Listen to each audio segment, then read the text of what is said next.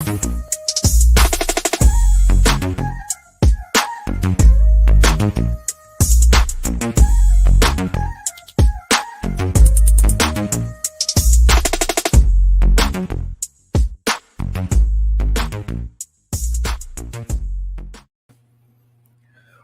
hello, everyone. Welcome to another edition of Let's Talk Family, a show that is dedicated and designed to provide information to make families stronger.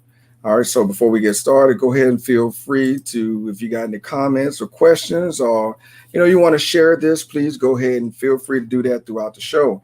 If you ask a question during the show, we'll do our best to get it answered during the show. If you ask it after the show, then we will do our best to pass it on to the guest speaker and get the question answered later on. So this is very interactive, as you already know. Today we're dealing with a subject that I am not as passionate about it, but that's why I'm doing the show on, because I'm such a lover for marriages. I have an issue with divorce, even though I understand and I know that there is a time and a place for it. So since I don't do anything about divorce, I've never done a show about divorce. However, I have friends and families and associates and even some clients that have talked about divorce. So let's talk about divorce, but not just divorce. We're going to talk about healing after divorce. That's what we're going to talk about today. So I want everyone to welcome Miss Tanya E. Hood to Let's Talk Family. How are you, Miss Tanya? Hello, how is everybody doing? All right. It's such a pleasure to have you. Glad to have you. Go ahead and tell the viewers who you are. Well, I am a wife, a mother, and an entrepreneur. But that wasn't always the case, because once upon a time I was broke and broken from a divorce that took place after an 11-year marriage fell apart. But what I have done over time is learn more about who I am, because I discovered when you have more clarity of who you are, that gives you the ability to tap into your core strengths. And one of the things that I've learned to do is to help my clients and myself along the way build a firmer foundation by providing strategies and actionable steps that I've used and shared that help both personally and professionally, because divorce just doesn't affect one element of who you are. Unfortunately, it covers a lot of ground, and we'll talk about that.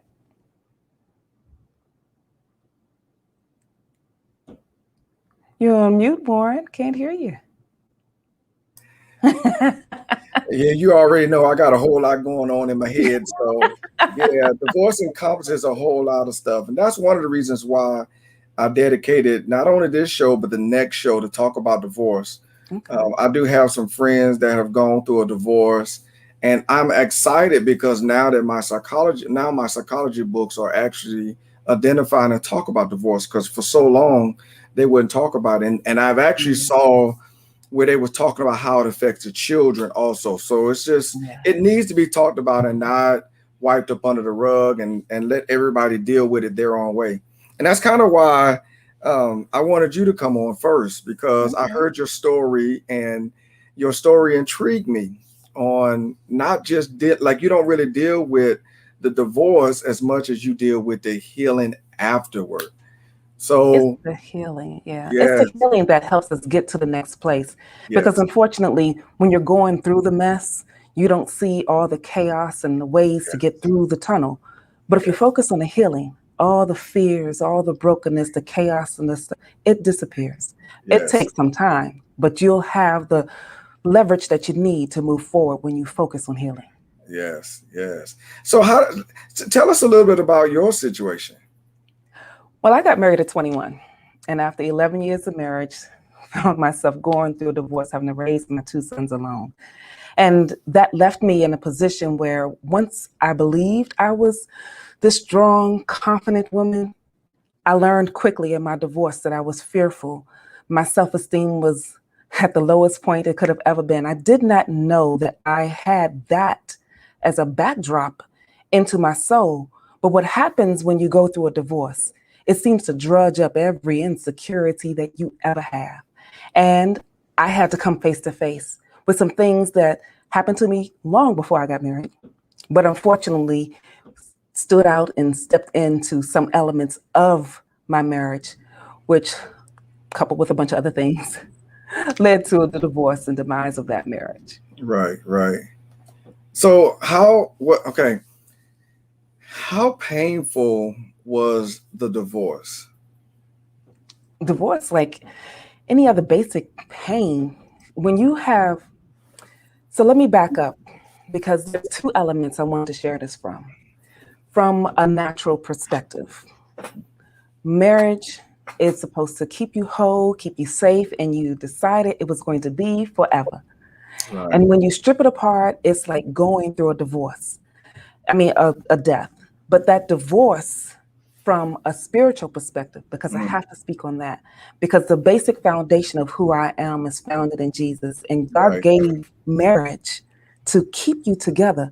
Your souls are joined together when Yes. you are married and it Yes. Talk about it. intertwines Come on now. who you are. And Yes. they were not supposed to be separated from nothing but physical death.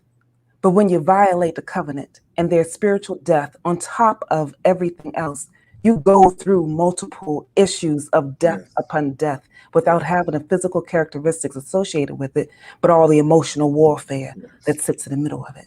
Yes. Yes. And that's one of the things that, because I actually had a friend. I've never seen a divorce that was peaceful.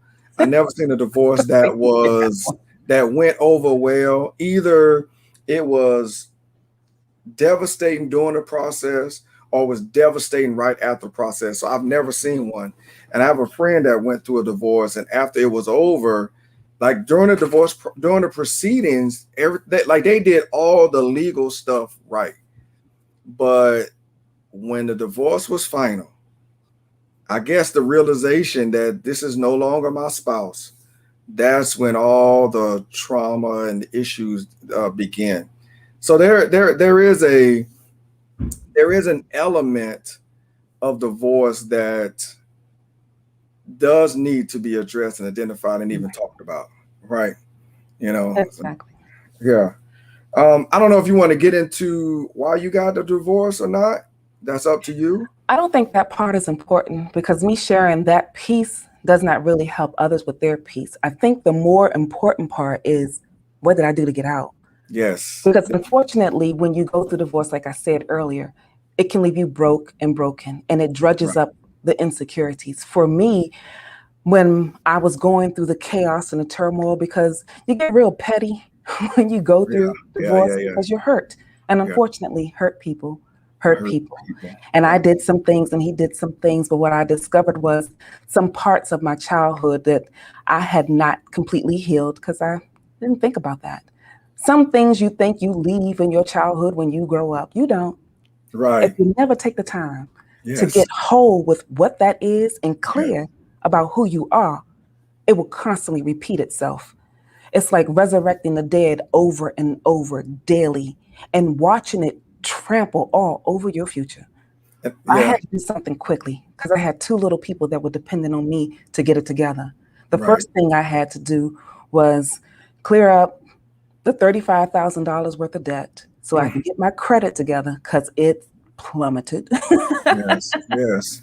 I went from a 736 credit score down to a 526 credit score and discovered that people can Ooh. treat way different when your Yes. credit is jacked up. So I had to get that together so that I How can long and have. hard was that process? That was a process of discovery. I Mm. learned credit like a lot of people learn credit. You know, when you're at school, on campus in college, you got those people with the free t-shirt. If you just sign here and they give you the free credit card to go with your t-shirt, that was my introduction Right. Right. to credit. What they don't tell you is that that's the beginning of your credit history, which is one element that your score is associated with. Hmm. So I had to go to the basics. What does this really mean? So I took the time and it was a lot. Took me a good year to go through the process of gaining some understanding about what it means to have credit because a lot of people don't Right. even know how important credit is. It's like your financial lifeline. Yes. And because I went and took the time to discover that there's only 5 factors that you are really rated on for your credit, and going through what those factors are helped me shore up what I needed. Mm. So taking the time to get that better gave me insight on what I needed to do in other areas. Because when I was married, my ex-husband, he made the most money. And so my income, you go from a two income household to a one Right. income household, but the bills don't know y'all did that. Right. Right. Bill don't care. They don't care. It does not care. So I went through that phase and had to figure out how to get myself in a better position financially. That meant I had to make some decisions, Right. make some cutbacks. Part of doing that is knowing where you stand financially. Unfortunately, too many people don't take the time to know their current financial situation because they're too busy mulling over what they had. Mm-hmm. One of the first few things that I share with my clients when I speak from the credit side is let them know we need to get clear where you are financially now. When you look at your budget, see what's coming in, you can make some clear decisions on some things. Right. And then there's another part, a separate piece that I had to get clarity about. And that, as I shared earlier, being a child of God, I had to approach this from a spiritual perspective as well, because I hadn't always approached it. Because in my mind, money is separate from God, Mm. but there is nothing that you ever encounter that is separate from God. And I had That's to first right. learn that. So, taking the time to learn that piece Right. gave me some financial principles because the Bible has a lot of money principles. And I Yeah. applied several of those principles that helped me clear up the $35,000 worth of debt in 2 years, get a brand new home for me and my babies, and a brand new job to start on a process of moving forward to create the financial legacy that I want to leave them. And that's the interesting thing about divorce is time does not wait for Mm-mm. you to catch up. It doesn't. You You've know, got to learn while you're running. yeah, yeah. And that's the one thing, and that's the one thing that hurts us all because if we had the opportunity to do a retreat or to disengage for even 30 days, Mhm. then that would be so beneficial in helping the recovery process. But because you still got to go to work and the children still got to go to school or daycare, and Mhm. Bill is still knocking on your door, Exactly. and oh, by the way, now what we're going to do is take away half of your life support and now say, okay, do everything you've been doing just with half of what you had. And that's the hard part about it is you continue on with life in the process of all of the hurt. But here's something that I also share with individuals that I work with because it's part of the strategy that I had to learn. You still have to take a moment. It doesn't Yes. have to be a long, drawn out moment, Yes. but you've got to find at least 5 minutes in your day. One of the things that I had to start doing was taking some time to just sit by myself. Hmm. It meant I had to start getting up earlier in the day. You don't usually sleep well when you're going through the chaos and turmoil of divorce. So when you finally get to bed, you really would like to. And then there are some moments where you have that insomnia moment. But Right. whatever that is, if you can rise early, do so. Take Right. 5 minutes and just center your soul. Because if you take a little bit of time, you can get a download of strategies. You can see your situation a little bit and say, you know what? I need to do one thing today. And that one thing may be just like I did. Right. Making up my bed was my one task for a Mm. long time. Just getting up, just to make up my bed was a journey. But that one action gave me a little bit of accomplishment. And because I felt accomplished making up my Yeah. bed, I felt See, accomplished moving through something else. you just talked about two things that I kind of want to hit real quick. One, that self-talk is very critical in all aspects of our Mhm. life, and especially during divorce because um, the people that I've talked to is so much negativity that's running through their head Right. about why we got a divorce and what we could have did better. And I never thought I was going to get a divorce. Right. And even when we look at the Christian side of it, so much not outlash, so much I don't even know what word I want to say, where the church it does a poor job of supporting people through their divorce. You know, they want to quote scriptures and not extend a hand. So that self-talk is very critical and very crucial. But the other thing you talked about was setting small goals. Yeah. Now, a lot of people don't think that making a bed up is such a major accomplishment. Mm-hmm. But it helps. But yes, yes, them small accomplishments. Yeah, yeah, man, I'm glad you said that.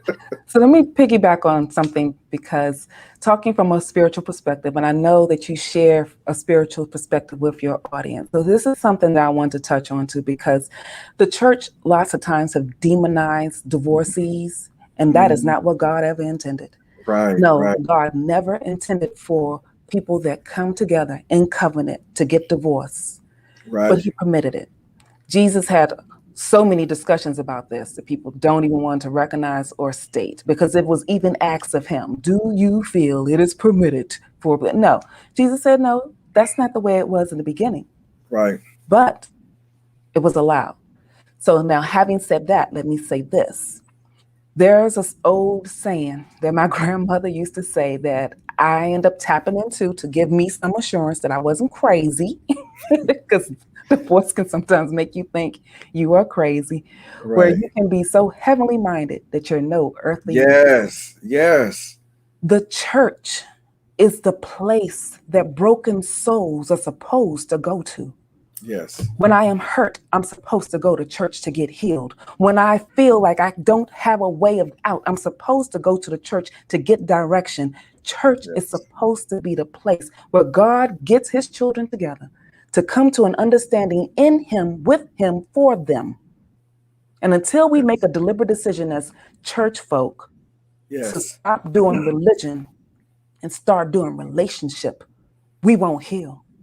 We can't help our brothers and sisters through their process, because you're thinking, oh, now I'm in church. But no, you still a broken, sin-filled soul. Just that's it. because my sin looks different than your sin does not mean that I still don't need the love and care that I'm supposed to get in the Yes, house of God. yes, yep.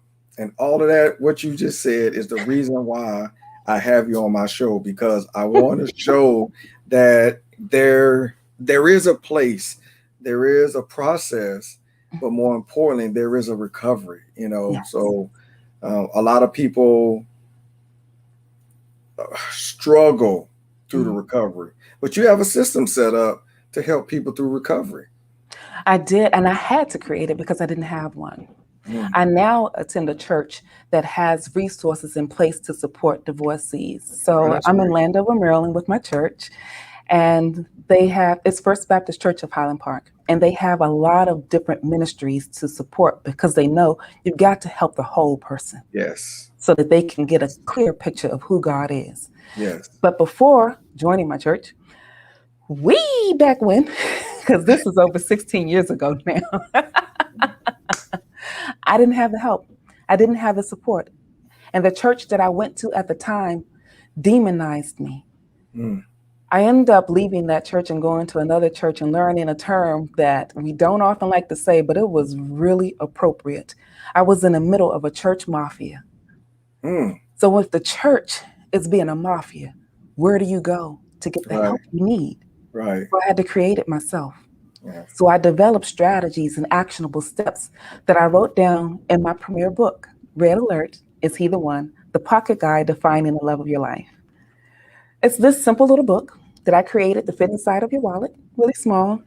And I later created a workbook that goes with it that gives you deeper insight into my little autobiography. So in the book, I share my story. I give you more information about the divorce and strategies and steps that I went through, because God and I had to have the conversation to get me whole, because I couldn't just drop God off because man was misusing and abusing his name. Right. It was God that got me up off the bathroom floor when I thought I was truly broken from my divorce. It was Mm, God that paid my rent because no one else did when I was about to get evicted from that 2 bedroom apartment that I was left in, trying to struggle just to do basics for me and my kids. mm, And it was God that put food on the table when I found myself feeding my children the last of the frozen over chicken nuggets.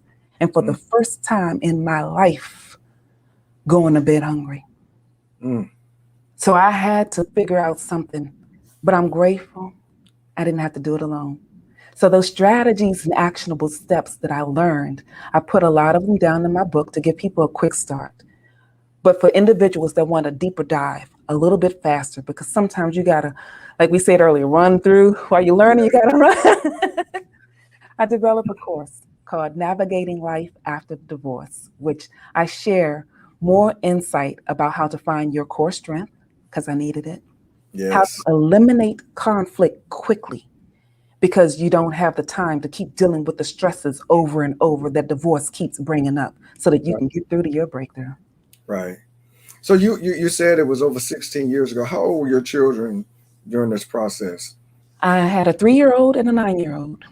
So what impact at their age did you see? Like, how did they understand what was going on? Not a lot, but whatever you do with children, you still have to approach it at their level of understanding. Right. My Right. 9-year-old knew that there was something happening beforehand, because people like to think that their children don't know what's going on. Oh, they do Right. know. They Yeah. may not know exactly what's happening, but my 9-year-old knew something's wrong with mommy and daddy. Mm. My 3-year-old didn't have enough understanding, but if you're in an environment, you typically have similar individuals in your environment. So Hmm. my 3-year-old did not know divorce, but he did know that some of the little kids that he played with had mommies in one place and they had daddies in another place. So for him, his mind was, daddy's going to be somewhere else for us to visit instead of here. Right. Now, he didn't say those words or anything, but he did have the understanding, I got to go somewhere else. Daddy's going Right. to be somewhere else. It's like, yeah, so that was it. And so that's what I told him divorce was. So for a while, divorce in his head just meant mommy lives over here, Two daddy lives homes. over there. Yeah. Yeah. So during the process, you're trying to pick yourself up, like you said, off the bathroom floor. Mhm. How do you remain a mom to your children? Sometimes you got to be re-educated. I Wow. had to be re-educated. I was raised by my grandmother, beautiful, strong Black woman. And when you read my book, this is something I'll offer to your audience as well. I have a free chapter. Chapter 1 I usually give away. So I'll send you the free link to give to your audience for chapter 1. And in chapter 1, I let you guys know that I was raised by strong Black women that made me believe that men were not necessary. Mm. But in order for a family to be whole and healthy, it takes two. Right. So I finally had a clue that it takes two, and now I'm one. So what do I do?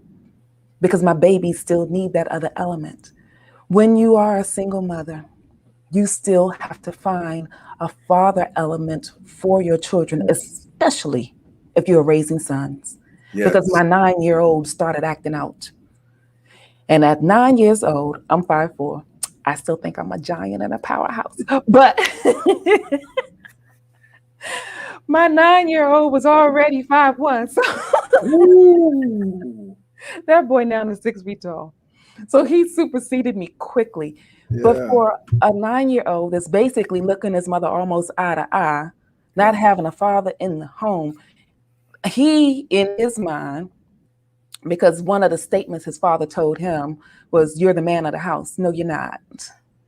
You're a male in my home. You're not the man of the house. And that's a whole separate discussion that I have. Yeah. I think I need to There's do a a show on big that. difference. Yeah. I think we need to do a show on that because that is something that I can only speak for the Black community. So I'm going to be very narrow minded in this, but I know for a fact that statement has caused a lot of problems with Mm, good intent, but that statement has caused a lot I of agree problems with in the that. Black home. It's good intent. It wasn't a malicious, thing said in most cases. Sometimes it's said maliciously, but in most cases, it was not a malicious statement, but the ramifications of it, And deep and long. yeah, yeah, yeah, Indeed. yeah, yeah. So I I'm had to sorry. help Let's him. get back because Yeah. I It's trailed okay. off. I was that because yeah. But Anyway, go ahead. that's something that needs to be discussed, because here's the thing about me being re-educated. There was some things I had to unlearn. Mm, And I had to help my sons learn a new path, a new legacy. yeah. We at times have to take the lessons that we were given in the past evaluate to see if they're really needed for our present so that we don't continue to cause destruction in our future. Yes. Because I Yes. had another generation looking at me. Yes. I never wanted to be a single mother raising boys in an urban environment. I Mm. did everything I possibly could and went back on stupidity, broke boundaries, eliminated all my expectations. And that's something that I have to share with my clients. Mm. If you do not have enough clarity of who you are, you will allow the insecurities of someone else to circumvent your well being and cause you to be put in position to ravage your future Mm. and build strongholds in a legacy that was supposed to be great to be capsized. We can't keep doing that. Right. How long was your recovery? Because I know you're married now. Yes, I'm married now to the love of my life and my best friend, 10 years strong this year. Yes. But getting to the position of being married to him, I had to go through the process of healing because I Yes. could not walk into this marriage the way I walked into the first marriage because I got married at 21. All I knew at 21 was that I believed marriage was a partnership for you to grow together. I did not realize that marriage really means that you're pouring yourself into another so that you can build a legacy. And Yeah. from a spiritual perspective, that legacy is to be a foundational view of who God is. See, God being a Trinitarian God in all of his omniscience and all of his presence, the only way he can physically show who he is in the greatness of his being is through a dynamic of family, a mother, a father, and children, a trinity. Hmm. But it takes three of us to encompass one of him. And if we do it right, the world will be well with knowing you pour into someone else. Because my responsibility is to shore up my children with insight and gifts of love and appreciation because God is love. I Yes. am to be a helpmate to my husband on a journey and the purpose that God has put in him. And this is something that I write in chapter 5 of my book. I need to be clear about my intentions. I need to be clear about his intentions so that Right. when you get to chapter 6 of my book, you know you're complementary with one another to do great things because Yeah. we're here to do great things. Yeah. So when you met your current husband, Mhm. do you feel you were healed and, I want to say, ready to start another relationship? So when I met him, I wasn't doing the marriage thing again. I was done. I was Right. Right. I was still broken in that regard, but what I had started doing was getting more understanding of who I am. What I failed to do before I got married the first time was know me. I didn't know my strengths. Yes. So when I was told that my natural, analytical, logical mind was wanting to just do too much, asking questions, planning and preparing, well, I'm supposed to do those things. Those are great things to do. And my mind has a way of being very strategic about helping you get from point A to point B because I have the natural ability to organize chaos, but I didn't know it was a strength. Right. So when I was told I was doing too much, planning to make certain things were better or a little bit easier, I took it in a negative light. Because in my past, when I was little, my logical, analytical mind was misconceived as well. So that little girl that asked all those questions in school, yeah, I was that one that, the teacher says, if no one has questions, we'll move on. And I have another question. So I was taught early on that my inquisitive nature was Yeah. bad. And I learned as I grew that my logical way of analyzing and putting things together and being strategic in how we move forward was not the best skill set in my personal world. It's accepted professionally, but it wasn't accepted personally. But how Yeah. do you really separate who you are? And that's the other problem. Because I was taught that I needed to separate me, Mm. it made me more broken. So my confident nature that I showed when I was in the workforce became a pitiful, broken piece of me when I was in my personal environment. And that's not who I'm supposed to be. Mm. And unfortunately, too many of us separate our souls Yeah. to make other people feel better instead of standing in your strength and Hmm. walking through your process. So was your husband a part of your recovery? My husband has still, because we grow in different levels. This Yes. is something that I had to learn. It took me going through the chaos of my 20s. Yes. That's a good way to put the 20s. Hey, looking at it in my divorced 30s to repair that chaos, to find myself in my 40s, sealing it better with wisdom and insight. Hmm. And as I'm moving into other decades of my life, because my husband's older than me, so he has wisdom that he brings to the table that is phenomenal. Because he often says that I'm the female version of him. And as I got better and knowing more clarity of who I am, like I was telling you earlier, Right. chapter 6 was a key component that God walked me through in knowing what I bring to the table. I'm clear about my strengths. And I Right. had, when I met him, finally walked through a phase where I no longer had low self esteem because I knew who I was. Right. So when he showed up, I could gain more insight. And this is something that I teach in my Life After Divorce course. I share with you insights about your core strengths and give you a small window into the core strengths of others so that you'll be able to get an assessment of who they are to determine if this is a relationship that complements you or if it's a relationship that you need to walk away from so it Mhm. does not sabotage you. Right. So when you started with your new husband Yes. and you were still in the process of healing from your old husband, Uh-huh.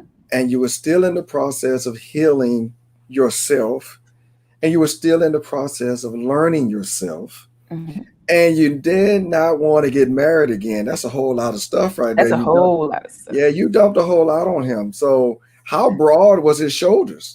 So Like, let's walk through some of those things because I did yes. not give him all of the dump. Oh, that's great. Oh my gosh, that's So great. it took me 18 months after my divorce to get clarity of who I was. So that's step Mhm. one. Until I got clear about me, I wasn't going to be prepared for anybody else. Right. And then God let him show up. But I wasn't ready for him because I was closed off to love. I found personal clarity. I found my strength. But an element of who I'm supposed to be was still closed because Mhm. I put up barriers. And when you put up the barriers to close your heart, you close off love as well. Yes. We need to talk And about that more because let's talk about that a little more because people don't want to deal with the barriers that we put up to protect us, not realizing that these same barriers that we're putting up to protect us are also closing us out. And I'm not Mhm. saying barriers are bad. I'm not saying we shouldn't do it, but the barriers that we use to protect are in a lot of cases, in some cases, they're actually hurting us. So this is something that I share with my clients as well. There's a difference between a barrier and a boundary. All right. If you have a home, you can put a fence around your home as a boundary. Mhm. But if you put a brick wall in front of the door, that's a barrier and Oh, no that's one can good. enter in. That's good. That's good. I like that.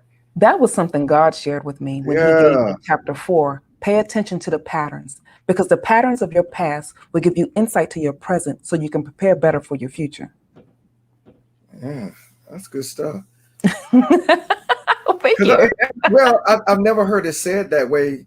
Um, and I deal with a lot of people in their boundaries, but Mhm. it the way you broke the difference between a boundary and a what did you say? I forgot just that quick. Barrier. A The boundary and a barrier. barrier. Yeah, Hmm. that it makes so much true because a lot of times, and I'm thinking for myself, a lot of times it's not so much as a barrier as it is a boundary, but we Right. are standing our ground on a boundary. Hmm. And you should because boundaries protect you. Yes. But you've got to be clear because sometimes it's a fine line in how we define the barriers Yes. and the boundaries. Yes. Yeah, those things can be dangerous. We just gotta. They're beneficial. Hmm. They're useful. Hmm. We just have to not allow them to be detrimental. Exactly. Yeah, Exactly. I like that. Okay, we can go back. That was good. That was good. I just had to hit that a little bit So because going back, yeah. once I got clear of my core strengths, that was much better. because it would not have been fair for my current husband to walk in the middle Yes. of me not Yes. being clear of who I am. Say that again for the people in the cheap seats. I say that all the time. That's, People in the cheap you seats. know, because I'm getting excited. Listen, and it's not just the four C's, but a lot of times, and I talk about this a lot of times when I do classes and talk to couples. A lot of times we are putting, and that's kind of where I want to go with this conversation too. A lot of times what we're placing on our spouse are issues from our past that we don't want to repeat. You know, and what that does in turn is it causes, let's just, you know, you and I on the conversation right now. So, you know, I was running a little late, okay? And so had I not communicated with you that I was going to be running a little late, then you would have thought from now on, oh yeah, you can get on his show, but he going to be late and he just going to show up. You know, you'll build that history up. Be it true or not, that is your truth and your reality. And so what we have to do is we have to identify, okay, this is my truth and my reality, regardless if it's true or not. This is my truth or my reality. We have to accept it. And then from there, we can decipher it and put it where it needs to go. Exactly. And that's conflict. So that's the second element that I share in my course. The miscommunication that people often walk into puts them in a position where they are facing conflict. And a lot of people don't know how to come out of that or deal with it. Yes. So in my course, Navigating Life After Divorce, I walk people through their natural conflict sequence because we all have it. Yes. Lots of times people are not aware of it. So I make people aware of their natural conflict sequence. And then I give them tools and strategies and actionable steps to walk out of it. And a lot of that is, how do we communicate? Right. There are certain levels of communication that you take place depending on where you are.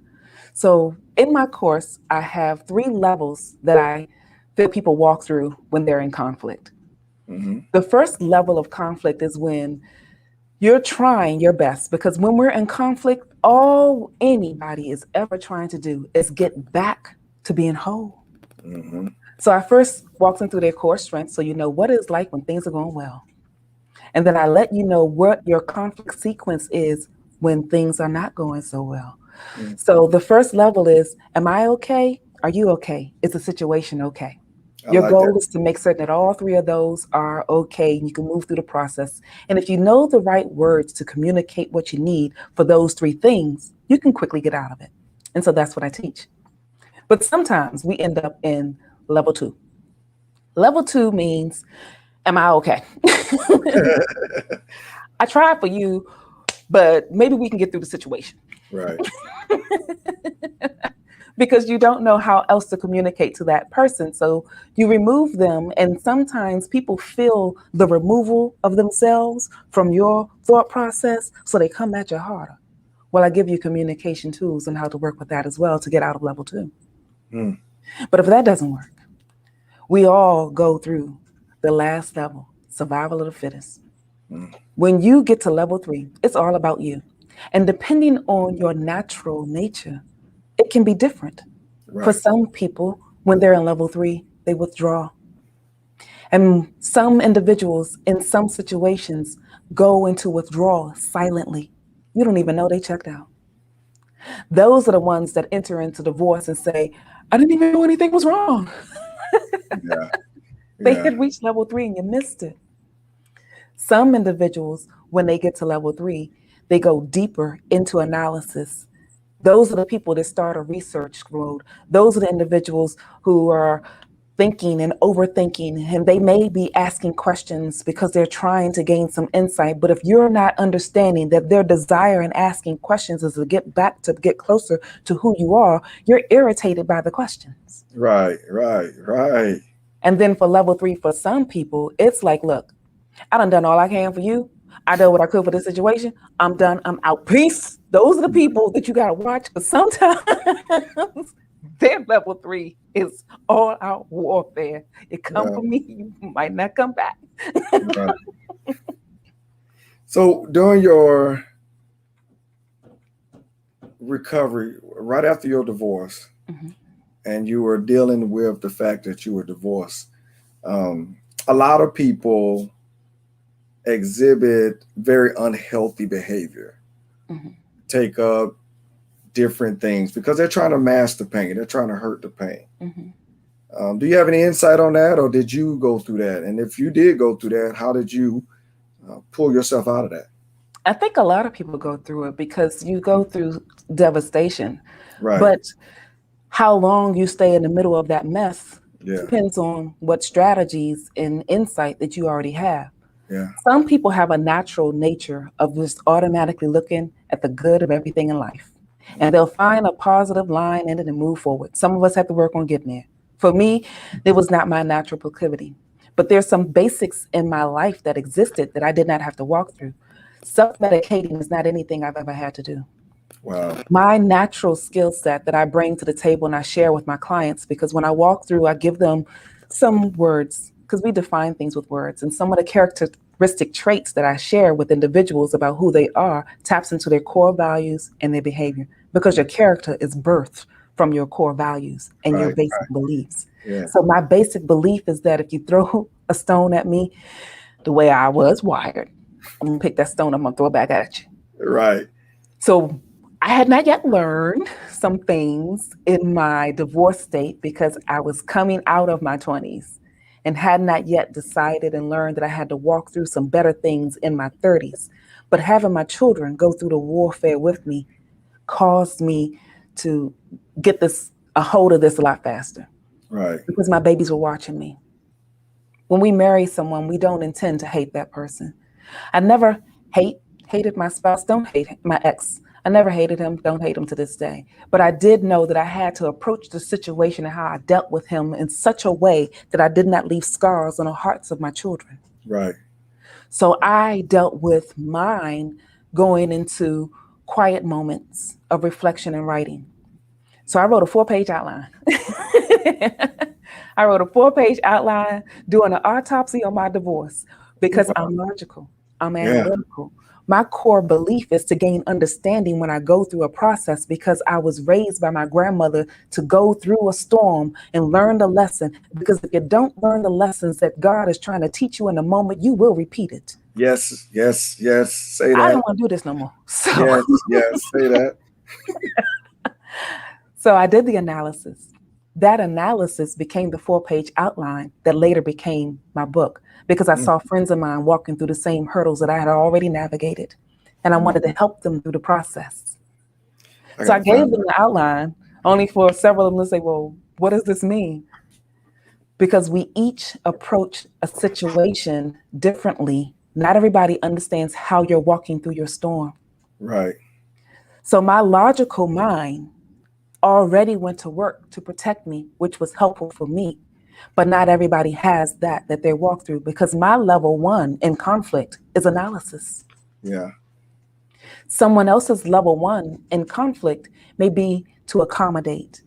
Mhm. That means that they decided, okay, we are in chaos, but if me giving in to you will make you feel better, I'm just going to give in. Not realizing that accommodating the mess and the mistakes makes it worse and digs you deeper into the Right. bottom levels of conflict. Right. But if you're not aware of that and you have no one to tell you that, then you keep walking down the path, hitting your head up against a brick wall, asking why I got a headache. Right. Right. Right. Something that you have been saying over and over and over again, and I want to make sure that everyone listening hears this. You resided and rested in who you are. You didn't deny who you were. You may not have understood and you may have to relearn. But the one thing that you've expressed throughout this entire time that we've been on here is you pull yourself out being yourself. That's Yeah. very critical. That's very Because critical. here's the thing that we have to start doing as people. We need to stop lying to ourselves about ourselves in the situations that we're in so we Mm. can heal and grow. Girl, say that again for the people in the cheap seat. Say that again. I'm telling you, that's You're saying a lot of stuff I tell a lot of people. I'm telling you. Stop lying. Just stop Yeah. lying. I had to, one, know a relationship never dies on the vine by itself. It Mm, takes two to have a relationship, a marriage, a relationship, whatever it is, because relationships encompass every element of our lives. And if it does not work out, it means somebody checked out, someone didn't put in the efforts necessary for it, or whatever, but it still took two to break it. yes. Now, in a lot of some of those moments for some individuals, it just meant that they walked into a marriage with the thought that it was all about them, not realizing that a marriage pulls out the elements of the deepest parts of who each of those people are. But if Yeah. you don't know who those people are to begin with, now you're walking into a relationship trying to discover you while they're trying to discover you, trying to build a process that both of you are supposed to have a firmer foundation to stand on to begin with. Yes. Yes. So I had to be clear because there were some parts of Tanya that I didn't know. I never bothered to take the time to deal with some of my broken hurts before I entered this marriage at 21. Mm, So I had to go back and get clear. So what I did first, well, not first, but within the first couple of months, let's say after the divorce, I had to stop because I was crying on a mm, regular basis. And I shared with you earlier, God had to pick me up off the bathroom floor of the bathroom because I was just hurt from the loss. But the loss for me was an issue with abandonment because in my life, I felt that those people that were supposed to be there to protect me, to keep me, to watch over me, abandoned me. I was a daddyless daughter. So I mm. never had my father in my world. I didn't know that he existed, who he was. He was not an influence. My mother, my natural mother, because I was raised by my grandmother. So my birth mother was not available. So I had issues from that. Mm, And then I had friends along the way. I'm a native of Washington, D.C., raised in the 80s. And during that time in Washington, D.C., it was unfortunately known as a murder capital of the world. So I had friends that yes. were killed and gone. So I had more abandonment issues and all of this Yes. before I got married at 21. Yes. So when my ex and I decided this marriage was done, it was abandonment issues Mm, that I never addressed that put me on the bathroom floor. mm, And some of those abandonment issues went back to how, because it's about communication, like you said earlier, the words that were told to me. I was not told in a lot of ways that my natural, analytical, logical mind was a great thing. I was considered a nerd. So, being a nerd, you get treated a little bit different when you're smart and considered yeah. nerdy in school. So, I didn't have great things that was given to my self esteem then, too. So, I had to deal with that. It was not just him, I was still broken before him. So, I had to fix those things. Yeah. And what I did in those first couple of months, and mind you, this was a 3-year journey, I would go into the bathroom mirror and I would look at my face. And I had to tell myself, Tanya, I love you. I appreciate you. Yes. I apologize for not knowing enough to keep you whole. And we will get through this. Now, those statements that I said to myself in the mirror changed over time, but I still had to look me in the eyes Yes. and be honest with myself about myself for Yeah. myself to heal. Yeah. So, what is the best way someone can get support from you right now? Well, right now, one of the beautiful things that I have heard my clients say over and over again, I need some constant support because I have the book that people can get. If you walk through the book, it gives you 3 separate stages that we all walk through: having a better relationship with yourself, to have a better relationship with others, to have a better relationship on a being greater than yourself, which will give you the strength to get through a lot of the things that you'll walk Yes. through. And you can walk through that in a 90-day time period just using my book. Mm, The next thing that I did was create a course because I had people that had the book was like, I need something deeper. So I created the workbook. And then they were like, we need a little bit more. So then the yeah. course was born. And the course breaks down the 90 days into 5 weeks. And then those people said, I still need something else. So what Right. I have now as a great support system is my It's an annual subscription for unlimited coaching calls with me for 1 full year. Ooh, Yes. You can go to my website, tanyaehood.com. Go to the Work With Me tab, and you can just get it should just say the annual subscription for the unlimited coaching calls. And in that, what I do with my clients is we have a initial coaching session so I can gain more insight about who you are and what's going on, and I give you a strategy. You apply that strategy, and then we go back because sometimes the strategies open up areas of your life that you may not have known you needed support with. But having the 1 year coaching sessions give us a chance to engage, interact, and for me to give you strategies and actionable steps that I wish I had at one point in my life. yeah, that's good stuff. The whole time you were talking, I was thinking about when David slept with Bathsheba and had Uriah killed in Psalm 51. He said, I will teach transgressor your ways, and sinners will be converted unto you. And a lot of times, what people don't realize is when God allows things Mm-hmm. to happen in our life, once we grow from it and learn from it, we are to Mm-hmm. reach and help others. And so Yes. that's what I love about what you have expressed and what you have said over this conversation. I am just elated even more with what you're doing Thank you for having me. because this is something that needs to be addressed. This is something that needs to be talked about. This is something that needs to be dealt with because a lot of times we don't have that proper support to Mm-hmm. heal after divorce. You know, a lot of times we'll help you get a divorce, but after that, girl, go on do something. Boy, go on do something. Like go somewhere and do Mm-hmm. something. But it's about the healing process, and you have done a great job of Thank you. providing the support that is needed for healing after divorce. Because people deal with divorce for years and years and years. So Mm-hmm. thank you very much for You're your welcome. insight. Thank you for your information. Thank you for your time. You are so welcome.